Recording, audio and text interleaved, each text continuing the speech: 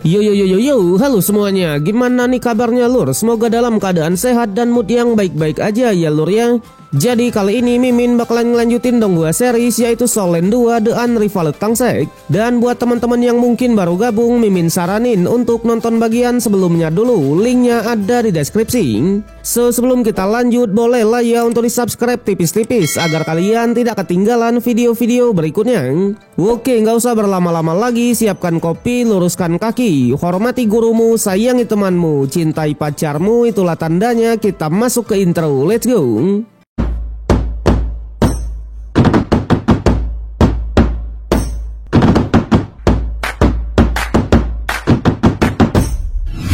Cerita berlanjut di mana babak perempat final turnamen antar benua pun masih terus berlangsung. Di sana setelah Akademi Shrek dan Sekte Pedang berhasil memesan tiket ke babak semifinal kemarin, Yu Hao dan kawan-kawan pun langsung bersiap-siap karena memang setelah pertandingan Akademi Kekaisaran Xinglu yang akan melawan aliran Roh Suci, mereka juga akan langsung bertanding. Tapi tanpa diduga, belum kering lidah, Putri Jiu-Jiu dari Kekaisaran Xinglu pun malah muncul dengan membawa 4 temannya yang sudah terluka parah.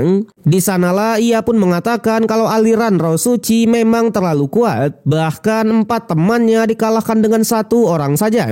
Dengan ini bisa dipastikan kalau Akademi Kekaisaran Xinglu harus tereliminasi, sedangkan aliran Roh Suci memesan tiket ke babak semifinal. Tentunya Putri Jiu-Jiu sendiri hanya bisa mengingatkan untuk pertandingannya melawan Sekte Salju, mereka tetap harus berhati-hati dengan Vinang. Yang pada akhirnya perebutan slot terakhir untuk babak semifinal pun akhirnya digelar juga, di mana Sekte Tang akan berhadapan dengan Sekte Salju yang disinyalir merupakan sekte tubuh. Sontak para penonton pun juga sangatlah antusias menyambut big match yang kali ini. Apalagi di pertandingan duelnya, Sekte Tang langsung mengirim raja terakhir Yu Hao yang akan bertanding. Berbeda dengan sebelah yang mengirim seorang murid yang bernama Wang Yanfeng. Jelas melihat Yu Hao yang duduk di kursi roda, ia pun langsung meremehkannya sekaligus menunjukkan roh pelindung tubuhnya. Di sanalah identitas asli dari Sekte Salju pun sudah mulai terungkap, yaitu para pasukan dari Sekte Tubuh. Jelas kakek Jingla yang benar-benar sangatlah kesal karena memang dulu Sekte Tubuh ini pernah menyerang Aula Mingde-nya secara diam-diam. Sedangkan untuk Sekte Tang, ternyata mereka memang sudah menyusun sebuah rencana, di mana karena mengalahkan Sekte Tubuh di pertandingan duel sangatlah tidak mungkin, jadi mereka berniat menggunakan strategi dari Akademi Shrek, yaitu menguras kekuatan lawan. Tentunya selama mereka bisa memenangkan 3 pertandingan duel, mereka bisa membawanya ke pertandingan tim untuk menentukan pemenangnya. Sontak senior BB lah yang sangatlah ragu karena memang untuk menjalankan rencana ini, mereka harus mengalahkan 3 pasukan musuh tanpa harus terluka sama sekali. Tapi di sana Yu Hao lah yang sangatlah yakin dan akan turun duluan. Awalnya Wang Dong lah yang sangat khawatir karena faktanya Sekte Tubuh itu selain sangatlah kejam, luka Yu Hao juga masih belumlah pulih.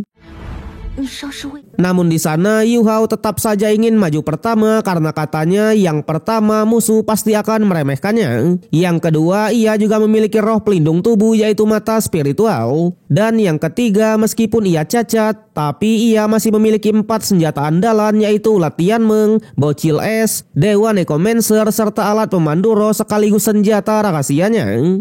Tentunya meskipun ia menghabiskan banyak kekuatan di pertandingan duel, setidaknya hal itu tak akan mempengaruhi pertandingan timnya. Karena faktanya di tim ia adalah pusat komando yang mengontrol pertandingannya.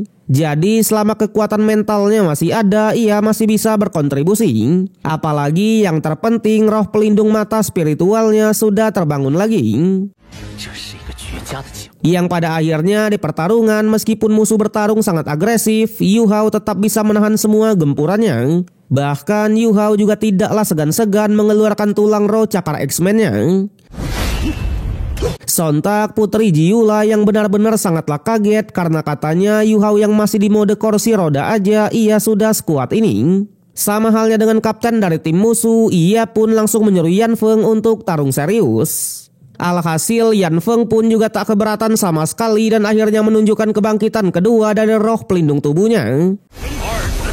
Di sanalah Yu Hao pun akhirnya teringat dengan obrolannya bersama dengan almarhum tetua Mu En dulu, di mana dijelaskan pengguna roh pelindung tubuh memang memiliki beberapa kebangkitan. Sebagai contoh, kebangkitan kedua ini seseorang akan mengalami perubahan kualitas dan tubuhnya akan menjadi senjata yang mematikan. Dikatakan juga seseorang yang menemukan metode ini adalah pendiri dari sekte tubuh itu sendiri. Sontak Yu Hao lah yang menanyakan apakah mata spiritualnya juga bisa bangkit seperti mereka.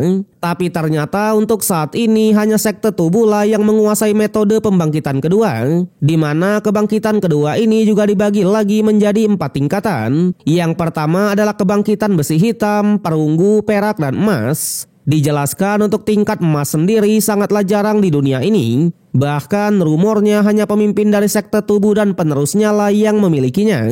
Jelas jika Yu Hao bisa membangkitkan mata spiritualnya, tetua Mu En pun beranggapan mungkin ia akan berada di tingkat perunggu.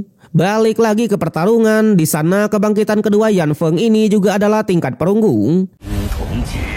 Tapi untungnya Yu Hao langsung mengeluarkan bocil esnya untuk menahan semua gempuran itu.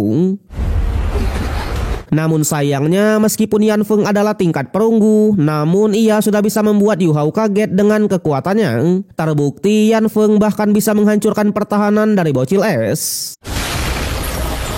Tapi di sana ketika Yu Hao mau terkena serangan telak dari hujan batunya, tiba-tiba Yu Hao malah bisa menggunakan teknik tukar tempat milik senior Sanxing. Alhasil musuh yang memang tak aware akan hal itu, daripada ia terkena teknik sendiri, ia pun memutuskan untuk menyerang.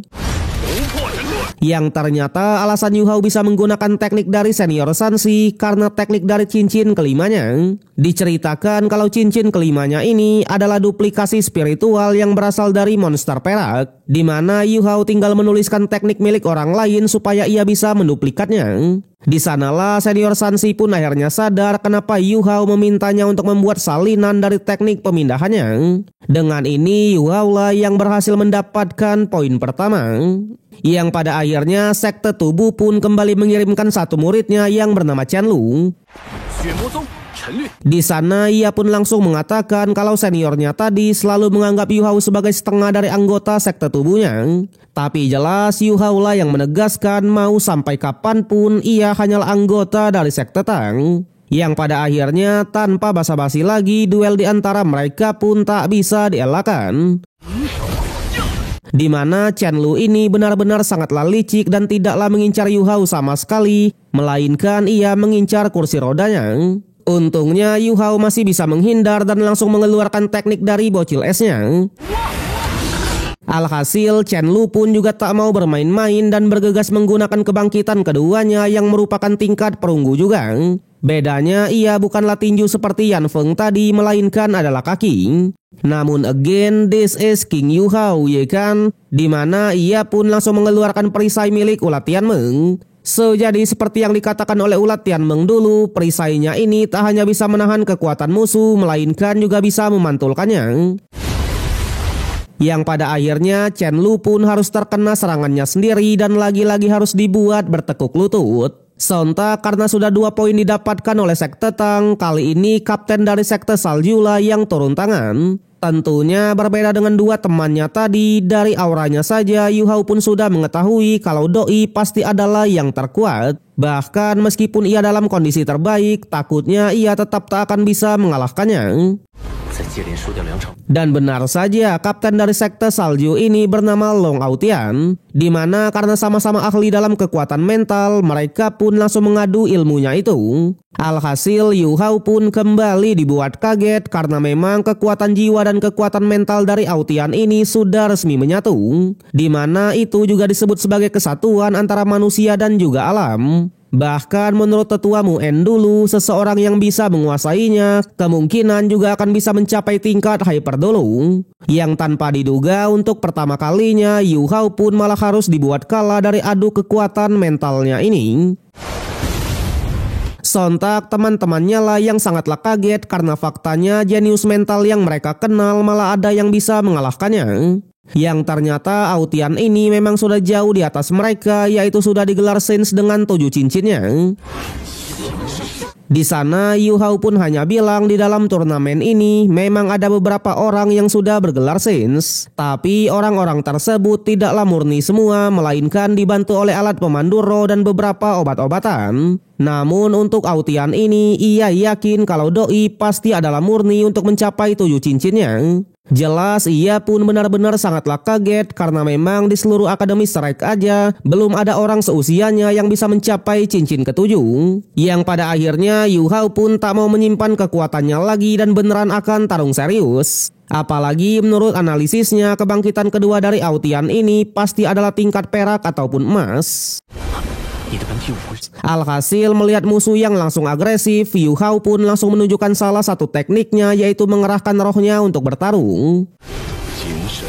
Tapi sayangnya hal itu masih bukanlah apa-apa di hadapan musuh terkuat ini. Bahkan Yu Hao lah yang harus terkena serangan yang telak. Sontak Yu Hao pun lagi-lagi dibuat kaget dan akhirnya mengeluarkan kartu asnya yang memang belum pernah ia tunjukkan kepada siapapun. Dimana ini adalah teknik buatannya sendiri, yaitu teknik gabungan dengan rohnya Wang Dong yang ia sebut sebagai Dewi Cahaya.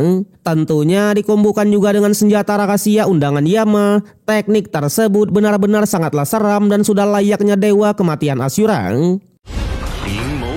Sontak menyadari kalau undangan Yama ini adalah undangannya dewa kematian, Aotian pun langsung bergerak cepat dan mengeluarkan wujud dari kebangkitan keduanya yang merupakan tingkat perak. Alhasil semua jarum dari undangan Yama tadi tak berpengaruh sama sekali. Yang pada akhirnya menyadari musuh yang sudah mengeluarkan beberapa teknik, Yu Hao pun juga tak mau memaksakan diri dan memutuskan untuk menyerang. Tapi meskipun begitu, Aotian tetaplah memuji Yu Hao yang katanya sangat berbakat. Bahkan jika Yu Hao sudah membangkitkan mata spiritualnya nanti, mereka berdua harus melakukan pertandingan rematch, ya kan? Widing. Sedangkan untuk senior BB, ia pun sadar kalau mereka semua sudah bukanlah tandingan dari Aotian. Namun di sana Yu Hao pun bilang kalau mereka tetap harus bertarung. Apalagi meskipun undangan Yamanya tadi terlihat seperti tidak berefek, tapi ia yakin kalau meridiannya pasti sudah terluka. Bahkan ia pun beranggapan dalam 2 ronde lagi tubuh Aotian pasti akan melemah. Yang pada akhirnya Xiao Xiao lah yang memutuskan untuk turun ke arenanya. Tentunya tujuannya bukanlah menargetkan menang, melainkan hanya menguras kekuatan lawan. Dimana dengan kuali penyegel jiwanya, Xiao Xiao pun mencoba untuk menyerang duluan. Sayangnya serangan itu tidaklah terlalu berefek, yang membuat ia pun mengeluarkan roh pelindung keduanya, yaitu seruling sakti. Yang tanpa diduga hal ini malah cukup efektif, yang membuat Xiao Xiao juga langsung mengeluarkan teknik kelimanya, yaitu meledakkan 3 kualinya sekaligus.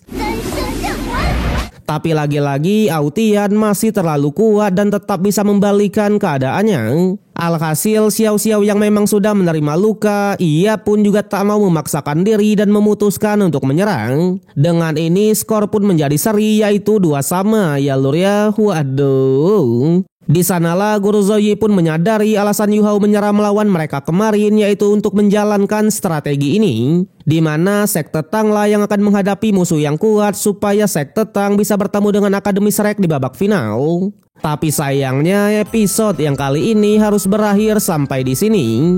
So, bagaimanakah kelanjutan dari King Yu Hao? Kalau kita lihat dari preview episode berikutnya, kali ini senior Sansila yang turun tangan untuk melawan Aotian. Yang lagi-lagi sama seperti temannya, senior Sansi juga sangatlah terseok-seok. Sampai pada akhirnya mereka pun memasuki pertandingan tim sebagai penentu kemenangannya. Tapi sayang kita harus menunggu sampai minggu depan untuk mengetahui kelanjutannya. So, terima kasih untuk semua yang sudah menonton. Sampai jumpa di konten berikutnya.